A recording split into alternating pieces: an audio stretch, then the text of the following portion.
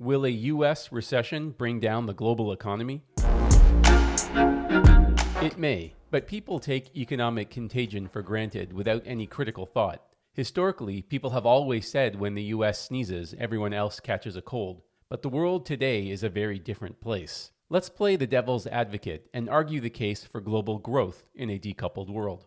Americans have a very America-centered view of the world, but this trade war is not truly global, in the sense that it only affects trade with the United States, not trade between every other country. And since the United States does not produce anything the rest of the world can't replace from elsewhere, the only thing the world needs from America is its consumption. But how important is the US consumer to the global economy, really, when the only thing other countries get back in return for their goods are dollars that can't be used to buy anything useful in America? Are they even really being paid at all, or just collecting a bunch of IOUs they can never cash in? Is continuing to sell goods for uncashable IOUs even in their long-term interest? Or are they better off trading for something useful they need or want from someone else? Can a reduction in US sales be compensated for by an increase in global sales? All of the products that Americans can no longer afford could be sold elsewhere at a slight discount, reducing inflation and interest rates around the world, potentially stimulating their economies. In this trade war, life will get difficult for the bottom 90% of Americans, but they are only responsible for 50% of American consumption. If the top 10% of Americans go on living as if nothing has changed, will the drop in consumption even be as severe as people fear? What if the top 10% shift their consumption patterns to avoid tariffs by physically traveling abroad more often or for longer durations? Tell me in the comments how a reduction in trade with the US affects your country.